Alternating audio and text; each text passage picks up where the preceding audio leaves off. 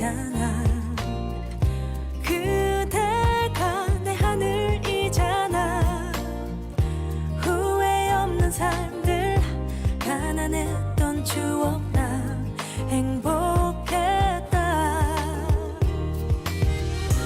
아빠야 약해지지 마. 네 속을 걸어도 난 감사하니까. 아빠야 어디를 가야 당신의 마음처럼 살 수 있을까. 가장 큰 별이 보이는 우리 동네. 따뜻한 햇살, 꽃이 피는 봄에 그댈 위로해요. 그댈 사랑해요. 그대만의 노래로. 따뜻한 바람이 부는 봄날, 그대와 이 길을 함께 걷네. 아련한 내 맘이 겨우 닿는 곳에 익숙한 골목 뒤에 숨어 있다가 그대 오기만 기다린 그때가 자꾸만 떠올라. 가장 큰 별이 보이는 우리 동네. 따뜻한 햇살, 꽃이 피는 봄에 그댈 위로해요. 그댈 사랑해요. 그대만의 노래로.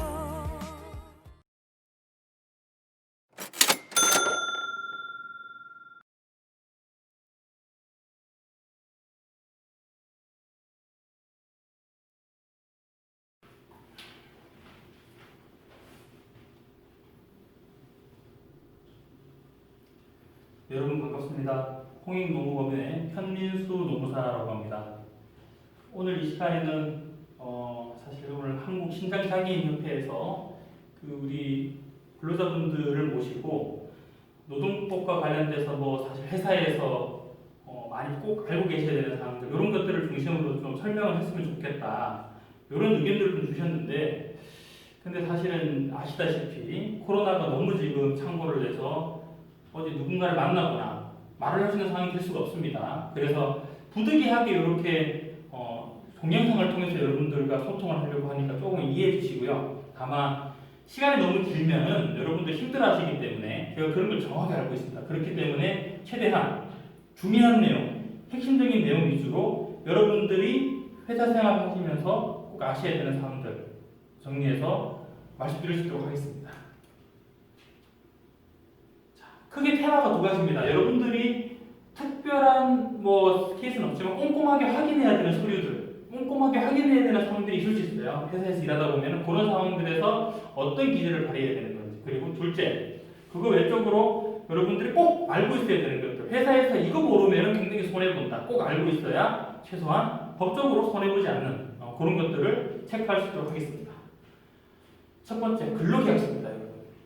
근로계약서가 뭐죠, 여러분? 근로계약서가 왜 중요할까요?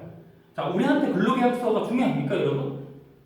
중요한 게 뭐예요? 돈이 중요해요, 돈. 근데 그럼 임금 받는 게 중요합니다. 돈이 중요한데 그 돈을 제대로 받고 내가 제대로 된 조건에서 일을 할 수 있으려면은 최소한 계약이라는 게 필요합니다. 이 계약은 사실 어찌 보면은 민법에서 말하는 그 계약일 수 있어요. 우리가 보니까 집 살 때 집을 사거나 예를 들어서 하다 못해 작은 거 하나 사더라도 그게 다 계약이거든요. 서면으로 안 적어놓으면 우리나라 사람들은 없는 이야기예요. 증거 없으면 배째.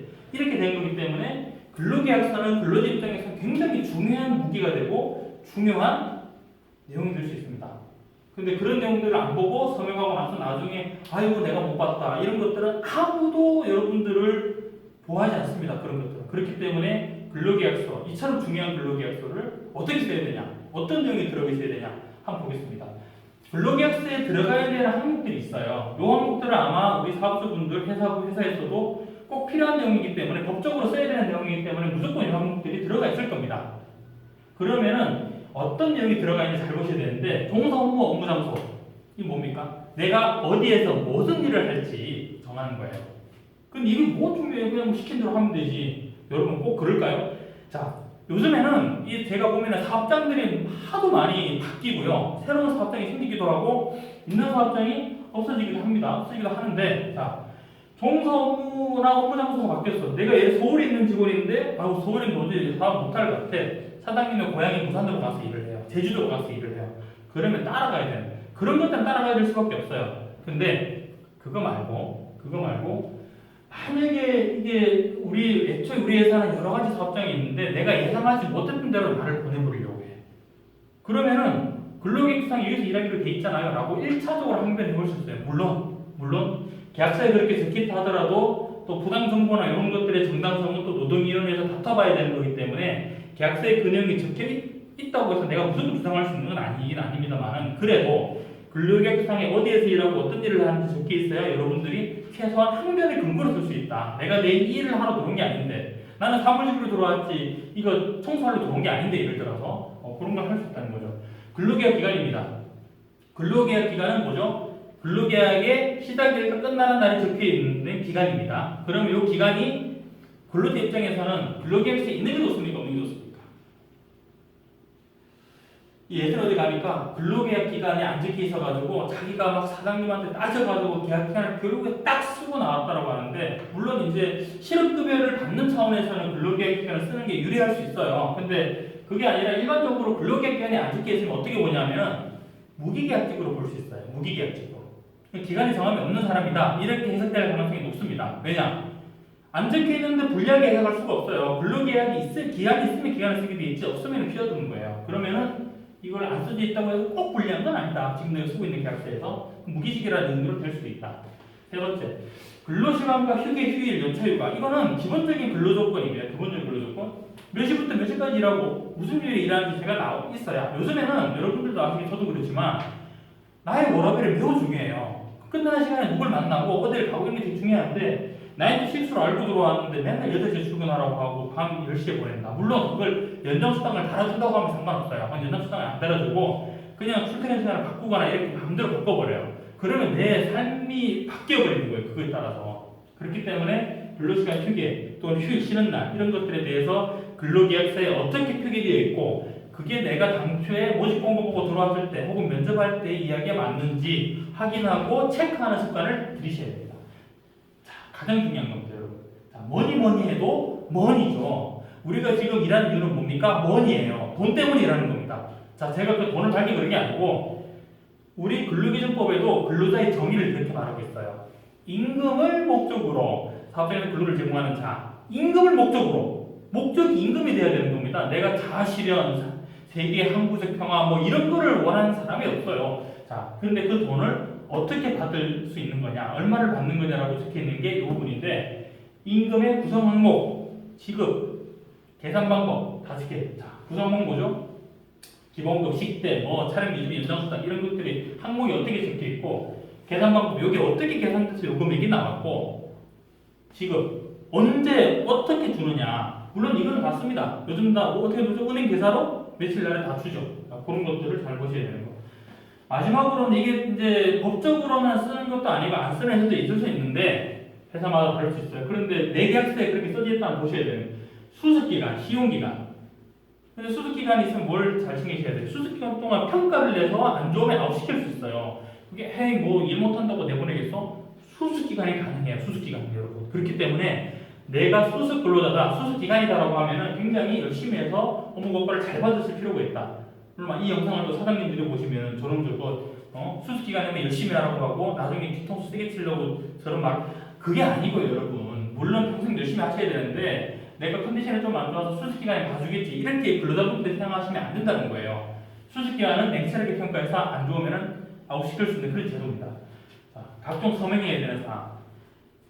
상식적으로 서명을 해야 되는 사항들을 하셔도 무방합니다. 뭐 예를 들어서 뭐 근무장소에 손댈 수 있다. 애초에 사업장이 여러 군데고 입사할 때도 너 여러 군데 갈 수 있다라고 했던 사업장이면은 여러 군데 갈 수 있다라고 서명하는 거 크게 문제는 안 돼요. 그런데 뭐 전혀 뜬금없이 뭐 포기를 한다거나 뭐 그래 법적으로 뭔가 권리들을 포기한다거나 물론 효력이 없을 수 있어요. 법적 권리 포기하는 거는. 그렇지만 그래도 서명을 해서 효력이 있는 게 있을 수 있어요. 그렇기 때문에 여러분들을 서명하는 안을 잘 보시고 이게 뭐에 대한 서명인지 잘 보셔야 돼요.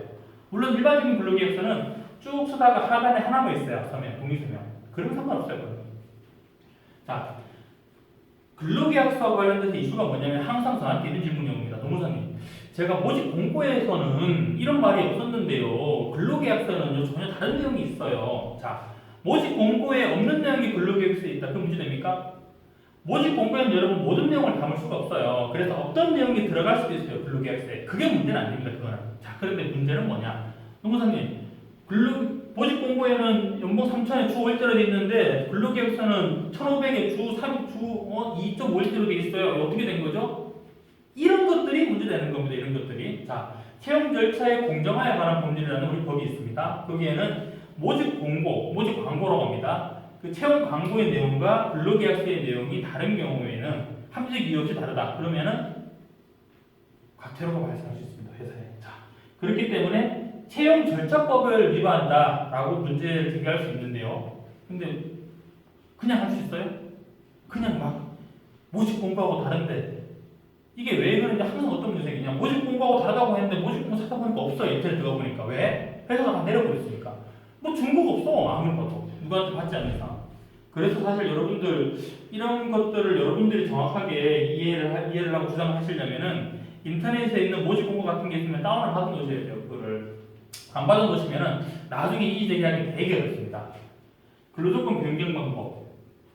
자, 우리가 입사해가지고 연봉이 올라가고 조건이 좋아지는 거는 뭐 그냥 가면 돼요. 가면 돼요. 그냥 문제될 거 없어요. 그런데 연봉이 안 좋아진다. 혹은 더 낮아진다. 혹은 근로조건이 더 안 좋게 된다. 그러면은 회사에서 처음에 취하는 스탠스가 자, 근로계약서 새로 쓰자라는 거예요. 혹은 어떤 동의서를 쓰자. 물론 그게 회사가 너무 숨 넘어가서 어렵고 힘들어가지고 새로 쓰자라고 하는 거에 대해서 여러분들이 급한 물건만 덤비면은 그거는 너무 상식적이지 못하다는 이야기 들을 수 있어요. 그렇지만 너무 회사가 이성적으로 나의 근로조건을 바꾸려고 협의도 없이 그래가지고 그 근로계약서 성명하러 간다. 그러면 그걸 거부하더라도 그거에 대해서 문제제기하기는 어렵습니다. 회사에서.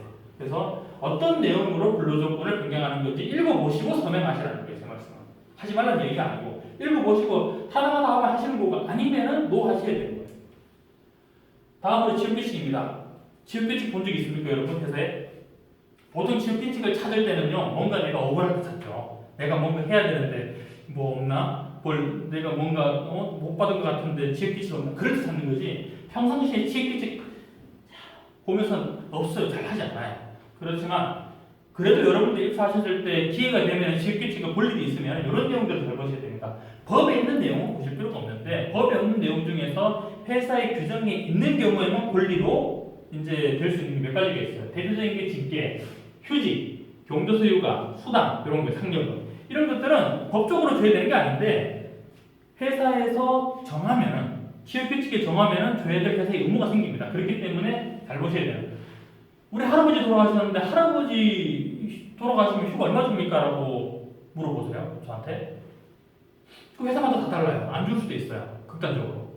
그래서 취업규칙의 경조사휴가 파트를 보셔서 어떻게 돼 있는지 보셔야 되는 거예요. 거기에서 안 준다 혹은 뭐 대표이사 대량으로 정한다 이러면 우리가 청구하기 어려워요. 그냥 잘 보이셔서 받으실 수밖에 없어요. 왜냐 법적효가 아니기 때문에 그렇습니다. 그리고 또 중요한 거 근로계약서하고 취업규칙이 내용이 100% 똑같다는 생각을 하실 필요 없어요. 다를 수도 있습니다.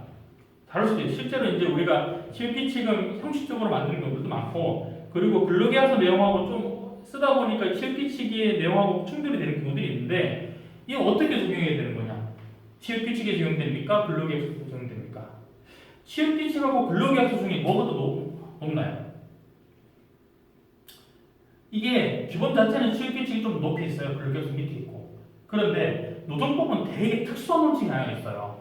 요 둘이 이렇게 되다 아무 상관없는데 둘 중에서 유리한 게 있으면 걔는 치고 올라와서 먼저 적용된다고 봅니다. 자, 즉 취업규칙과 근로계약서 내용이 다르면은 둘 중에 유리한 게 적용돼요. 유리한 게 적용됩니다. 예를 들어서 우리 근로계약서에는 매달 상여금을 50만 원 준다고 되어 있고요. 취업규칙이 20만 원 준다고 되어 있어요. 그러면 상여금 얼마 받는 게 맞습니까? 근로계약서에 따라 50만 원 받는 게 맞아요. 반대로 근로계약서에 50만 원 적혀 있는데 상여금이 취업규칙은 100만 원 적혀 있어요. 그럼 어떻게 되는 겁니까? 취업규칙이 더 유리하죠? 취업규칙에 따라서 근로계약서의 내용에도 불구하고 취업규칙에 따라서 100만 원을 줘야 되는 의무가 생기는 거예요. 그리고 그걸 잘 여러분들이 눈여겨보셔야 되는 겁니다. 취업규칙 변경 방법인데 취업규칙도 이게 법 환경에 따라서 계속 바뀌고 회사의 사정에 따라서 내용이 바뀝니다. 제품입니다. 제가 보면은 그 취업규칙 바꾸는 이유가 뭐 여러 가지가 있는데 대규모 기업이 아닌 게 참 중소기업 규모에서 취업규칙 바꾸는 거는 대부분은 법 개정돼서 바꾸는 거예요. 그래서 여러분들이 그냥 내용 보여주고 그냥 서명 받고 끝나는데 만약에 여러분들을 이렇게 모아두고 설명회를 하고 뭔가 바뀌는 내용 들어보니까 나한테 불이익한 게 있는 것 같다. 그러면은 불리한 근로조건 변경이 섞여 있는 거예요, 그 안에. 그러면 그 내용을 보고 야 유리한 게 한 개가 있고 불리한 게 하나가 있는데 나한테 여기도 유리해. 그러면 동의하고 이건 포기할 수 있는 거예요. 그렇게 비교 결합하시고 내가 예를 들어서 불이익 변경에 대해서도 받을 수 있는 준비가 돼 있고 받을 수 있는 상황이다. 그러면 동의하시는 거고 안 하면 안 하시면 되는 거예요. 직원들하고 설명을 통해서 보통 진행이 됩니다. 마지막으로 확인하셔야 되는 게 퇴직입니다. 퇴직할 때 퇴직 전에 뭐 하십니까? 할 거 많으시죠? 뭐 인사도 하고 이것저것 할 거 많은데 그게 중요한 게 아니라 회사의 관계에서 정리할 거 정리하셔야 되는 거예요. 회사에서는 퇴사할 때 보통 쓰라고 하는 게 사직서입니다. 근데 실제 내가 사직을 하는 경우 혹은 회사가 공고 사직을 내서 너 사직하는 게 좋겠어 나가는 게 어때? 오퍼를 해서 받아들이는 경우에는 사직서를 써도 상관없어요. 그거 맞으니까. 그런데 누가 봐도 내가 사직을 사는 거 아니에요. 나는 그냥 여기 그냥 다니고 싶어. 그 잘못한 거 없어요. 그리고 공고 사직도 받으신 거 없어요. 그러면 사직서 쓰면 안 되는데 사직서 쓰면서 나중에 두고 봅시다. 이래봤자 의미 없는 거예요. 두고 보긴 뭘 두고 봐. 이 사직서 써버리면은 두고 볼 거 없이 그냥 사직이에요. 그거는. 내가 내시의 의사가 다른 의사가 있었다 하더라도 표출된 의사가 사직이면 사직으로 처리됩니다. 그래서 부당해고다라고 판단되는 상황에서는 여러분들 사직서를 쓰시면 많이 불리해지는 거예요. 회사에서. 물론 나는 실업급여 정도 받으면 돼, 공고사직 정도면 돼 하면은 쓰고 나가셔도 돼요. 그거는 본인 상황에 맞게끔 하시면 되는 거예요. 맞게끔. 그 외에 포기각서. 이게 뭐지? 내가 이거 보지도 못한 건데 포기한다? 최소한 이게 뭔지는 물어보시고 뭔지는 아시고 포기하셔야 되는 거예요. 나중에 다 포기한다고 써놨는데 나중에 아차 내가 여기 수당을 못 받았네? 청구하면 그 포기각서 나오는 거예요. 당신 포기했잖아요. 다 포기했네? 이래 돼버리면 나중에 싸울 수가 없는 거예요. 그래서 싸울 수 있는 무기들이 다 원점 봉쇄되는 거니까 이런 이제 포기각서 작성할 때 뭘 포기하는지 내용을 잘 보실 필요가 있다는 겁니다. 근본정사입니다. 자, 회사에서 나가게 되면 월급이나 퇴직금 다 받게 되는데 이거는 내가 퇴사한 날로부터 14일 이내에 받으셔야 되는 거예요. 물론 그 위에 줘도 돼요, 회사는. 네, 어떤 경우에 우리하고 특별한 사정이 있어서 지급기일 연장에 합의를 했을 때 예를 들어서 다음 임금 지급일을 주겠다 우리 회사에 그렇게 여러분들이 동의서를 쓰셨으면은 혹은 문자든 뭐든 그렇게 동의하셨으면은 그거에 따라서 뒤늦게 지급하셔도 그거는 문제되지 않습니다. 다만 연 20%의 지연이자는 발생할 수 있지만 노동부에서 지연이자까지 이렇게 사실 다루는 케이스는 많지는 않은 것 같아요. 그래서 여러분들도 만약에 못 받은 돈이 있다라고 하면은 지연이자 정도는 알고는 계시는데 그게 적극적으로 다툴 수 있는 수단이 아닐 수 있어요. 그 임금이 아니기 때문에 이게 또 경우에 따라서는 민사적으로 다투라 이런 이야기도 하는 경우들도 있어요. 참고하시고 기타 챙겨야 하는 게 근로계약서하고 사직서. 이거 왜 챙겨야 됩니까? 실업급여 받을 때 이거 내셔야 돼요, 여러분들이. 그리고 2020년 8월 28일부터 법 바뀌어가지고 이직 확인서를 회사가 반드시 안 내요. 그렇기 때문에 여러분들 이런 거 잘 챙겨놨다가 제출하셔야 실업급여 받는데 크게 지장이 없다. 경력증명서 어디 회사가 다른 데 이직할 때 경력증명서는 물론 퇴사하고 3년 이내에 받을 수 있어요. 그러니까 권리는 가지고 있지만 바로 지금 당장 취업해야 되는 거고 또 퇴사한 사람 뭐 해달라고 하면 회사에서 또 그렇게 보는 데가 있긴 있어요. 그러니까 그냥 가급적이면은 좀 받아 놓으시고 물론 경력증명서가 얼마 이내에 발급된 거 이런 거 요구하게 되면 또 그때 가서 받아야 되겠지만 하여튼 이런 내용들을 챙겨야 된다. 알고 계시면 좋을 것 같습니다.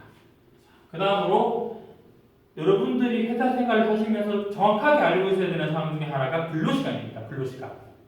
근로시간이 뭡니까? 돈 받는 시간이에요. 이 시간에 대해서는 페이를 주게 돼 있어요. 우리 법상. 그러면은 그리고 또 두 가지가 있죠. 페이를 주는 관점 말고 사람이라고 하는 게 근로시간에 한도가 있어요. 무한정 돈 준다고 해서 많이 하다가 내가 죽어요. 그래서 법적으로 일할 수 있는 시간을 정해둔 게 법정 근로시간이 하루 8시간, 주 40시간인데 요거를 일주일에 12시간 넘어가면 안 돼. 그리고 우리가 40에다가 10을 더해서 52시간 되라고 이야기합니다. 그런데 여러분 만약에 여러분들이 40시간 제가 아니에요. 20시간짜리 근로자다. 15시간짜리 근로시간 자체가 일주일에 그러면은 그 기준으로 12시간까지 가능합니다. 20시간 일하기로 근로계획서 정하신 분은 맥스가 일주일에 32밖에 못하는 거죠. 쉽게 말하면. 연장 10을 추가해서. 하여튼 그렇습니다. 그리고 이것도 5인이 안 되는 사업장은 적용이 안 돼서 5인이 안 되는 사업장은 무한정 하더라도 근로시간 위반은 아닙니다. 다만 근로한 시간에 대한 돈은 줘야 되겠죠. 휴게 시간은 근로 시간에 포함이 안 됩니다. 그 시간은 무급 처리되는 거예요. 대표적인 게 점심시간. 자, 그러면 이제 우리가 법정 근로 시간을 초과한 경우에는 연장 근로가 되는데 이 경우에는 1.5배의 가산수당을 주셔야 되는 거고 야간 근로는 자 내가 뭐 이게 8시간 이내든 이후든 상관없이 일한 시간이 밤 10시부터 6시 사이에 걸쳐져 있으면은 그 걸쳐진 시간에 대해서는 50% 가산을 해줘야 됩니다. 마지막 휴일 근로는 법정 휴일 어떤 게 있어요? 근로자의 날, 뭐 주일, 원래 같은 경우에 300일 이상 사업장은 법정 공휴일도 휴일이 되는 거죠. 그런 날에 일을 했을 때, 혹은 그 외적으로 우리 취업 규칙에 다른 날, 쉬는 날, 정해둔 날, 그런 날에 대해서 일을 하면은 8시간까지는 1.5배, 8시간 넘는 거는 2배를 줘야 되는 거죠. 받아야 되는 겁니다. 근로시간은 근데 우리 퇴사하게 되면은 이게 증명을 해야 되죠. 연장수당 받으려면은 통상적으로 근무표나 근무스케줄 근로계약서에 내용이 적혀져 있으면은 그걸로 대응하시면 돼요. 그런데 거기 없는 외적인 거다. 그러면 카톡 지시 내용이나 이메일이나 이런 거에 따라서 상급자가 지시하는 내용 혹은 내가 업무 보고한 내용 이런 것들을 잘 증명하셔서 이거에 소요된 시간이 몇 시간인지 이런 것들을 잘 어필할 필요가 있는 것 같습니다. 자, 만 65세 이전 입사자 같은 경우에 해당이 되는데요. 만 65세 이후에 만약에 이 회사에 입사를 했다 하더라도 65세 이전부터 계속 근무를 하다가 고용승계되거나 사장님 이름만 바뀐 경우 이런 경우들에 대해서는 경비나 용역이 문제 많습니다. 그렇게 고용승계되거나 바뀐 경우에는 해당이 될 수 있다라는 거 알고 계시면 될 것 같고요. 수급사는 어떻게 되냐? 내가 내 발로 나온 게 아니어야 되는 거예요. 기본적으로. 근데 내가 내 발로 나왔다 하더라도 사직을 했다 하더라도 사직 같은 경우는 했다 하더라도 여기 나와 있는 이 사유들 기간직, 계약기간 만료, 정리해고, 육아 출산을 이유로 출퇴근 시간, 공고사직, 임금체불, 직승의 성형 차별, 본인 질병 퇴사, 동고가족 30일 이상 간호를 퇴사 이런 사유들 제가 말씀드린 건 흔히 많이 있는 겁니다. 이런 사유들이 해당이 되면은 내가 이걸로 인해서 사직서를 썼다 하더라도 실업급여 수급이 가능하다라는 겁니다. 자, 근데 조심하셔야 되는 거는 실업급여 수급 사유가 안 되는데 회사하고 짜고 쳐가지고 실업급여 받았다, 들켰다, 그럼 벌금 플러스 받은 금액의 2배까지 추징됩니다. 최근에 2배까지 추징된 케이스를 제가 봤습니다. 여러분들 조심하셔야 돼요. 실업급여는 만원입니다. 자, 두 번째 실업급여를 그러면 이제 조건은 내는데 얼마를 받을 수 있냐? 기본적으로 나의 평균 1급, 하루 평균 1급의 60%입니다. 하한액이 6120원, 상한액이 66,000원. 원래 2020년 기준으로 현재 그렇습니다. 자, 그리고 이제 받을 수 있는 기간은 어떻게 되냐? 고용보험에 가입한 기간하고 내 연령에 따라서 2개, 4개, 2개, 5개 나눠지는데 이 표에 따라서 120일에서 270분 받을 수 있고 만약에 장애가 있는 분이다. 여러분 장애가 만약에 있다고 하면은 무조건 50세 이상 요 라인으로 해서 더 유리하게 많이 받을 수 있습니다. 실업 인정 방법은 근로복지공단을 방문해가지고 신청하는 거고 이제 주기적으로 방문해서 구직 노력을 입증을 하셔야 됩니다. 요건 아마 실업급여 받으러 가시면은 상세하게 알려주십니다. 참고하시고. 자, 회사에서 근무하는 기간 동안 또 여러분들 흔히 많이 겪을 수 있는 게 휴업수당입니다. 휴업. 자, 휴업이 뭡니까? 휴업. 내가 일을 하고 싶은데 회사가 안 받아주는 거예요. 그걸 휴업이라고 합니다. 혹은 회사가 근무하기로 정한 시간보다 더 짧게 8시간 일하게 했는데 4시간 하고 퇴근시키는 경우 그 일하지 못한 4시간이 휴업이 되는 겁니다. 휴업에 대해서는 휴업 수당을 받을 수 있어요. 여기 평균임금 70%인데 통상 1급의 한도예요. 예를 들어서 내가 하루 평균 임금이 10만 원이다. 그럼 7만 원을 받을 수 있는 거죠. 그런데 그날 통상 임금이 내가 6만 원이다. 그럼 6만 원까지 못 받는 거예요. 하여튼 그거는 휴업 수당을 달라고 청구할 수 있는 건데 못 받는 경우들이 있어요. 본인하고 회사하고 합의해서 그날 쉬기로 했다면 못 받습니다. 휴업이나 휴직에 대해. 혹은 매일 근로시간 합의해요. 내가 일용직이라도 매일 출퇴근하는 일용 근로자예요. 그런 경우 휴업이 없는 거예요. 그냥 내가 계약을 안 한 거예요. 그럴 내가. 혹은 우리 집 코로나 때문에 집합 금지 명령이 떨어지는 경우. 그러면 이게 사업주의 귀책 사유가 있어야 되는데 이 사업주의 잘못으로 일을 못 시킨 게 아니라서 노동부에서 지금 이렇게 지금 이야기를 하고 있습니다. 집합 금지를 하는 경우들에는 참고를 하시면 좋을 것 같습니다. 자, 퇴직금인데요. 퇴직금은 다 받을 수 있는 게 아닙니다. 아시겠지만 4주 평균 소정 근로 시간이 15시간 이상의 사람, 1년 이상 근무를 해야 되고요. 또 이걸 월급에 포함해서 미리 주는 건 효과가 효력이 없습니다. 계산 방법은 아실 거고, 자, 퇴직급여의 종류는 법정 퇴직금과 퇴직연금 제도가 있습니다. 법정 퇴직금은 말씀 그대로 퇴직하는 시점으로부터 직전 3개월 동안 평균 임금을 계산을 해서 그 평균 임금 곱하기 전체 기간에 대해서 곱해가지고 일시금으로 주는 거예요. 퇴직연금은 DB형과 DC형이 있는데 뭐가 됐든 간에 본인의 IRP 계좌로 이산해서 넣습니다. 자, 그런데 DC형과 DB형이 있는데 DC형 같은 경우에는 직원한테 그렇게 유리하지가 않아요. 왜냐하면 임금이 계속 올라가는 케이스에서는 DC형은 매년 퇴직금을 정산해서 가는 거예요. 원래 연봉이 3,000이면 3,000 기준으로 12분의 1만큼 적립되고 내년 3,500이면 3,500 기준으로 22분의 1 적립되고 이렇게 매년 인상되지만 과거의 임금이 반영되기 때문에 임금 인상되는 케이스는 불리한데 DB형 퇴직연금은 법定퇴직금하고 똑같이 퇴직 시점에서 평균임 계산해서 그 전체 기간에 적용이 되는 거니까 과거에 내가 임금이 낮았던 기간에 대해서도 올라갔던 임금 기준으로 다 계산돼서 납입이 되는 겁니다. 그래서 DB형 퇴직연금이 근로자한테는 더 유리할 수 있습니다.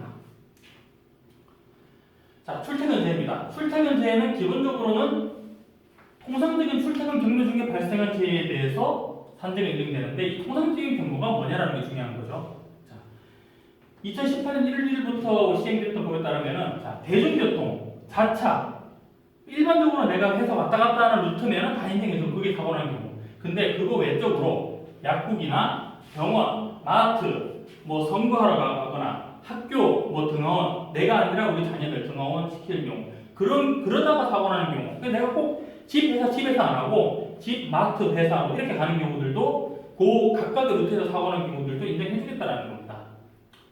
그리고 이거는 여러분들 잘 아셔야 되는 게 회사가 뭐 인정해주고 안 해주고의 문제가 아니고요. 이제 이런 것만 아까 말씀드렸던 경로만 입증이 되면은 교통카드 입증이 되면은 산재 인정이 되는 편인 것 같고 사업장 밖에 사고기 때문에 결코 이거 회사에 페널티가 없습니다. 회사 내에서 뭔가 안전조치를 안 해서 발생한 게 아니라 바깥에 발생 거기 때문에 뭐 산재보험 요율이라든지 뭐 산재 건수 이런 거에 대해서 크게 영향이 없기 때문에 만약에 회사에서 이거에 대해서 걱정을 많이 하시면은 제가 교육을 들었는데요. 오늘 회사에 페널티가 많이 없답니다. 하겠습니다. 하셔도 될 것 같습니다. 자, 여기까지가 우리 근로자분들께서 교육 과정에서 꼭 인지하고 계시고 아셔야 되는 부분인 것 같고 다음 시간에는 여러분들이 꼭 아셔야 되는 2020년에 개정된 노동법, 노동정책을 가지고 말씀드리도록 하겠습니다. 고생 많으셨습니다.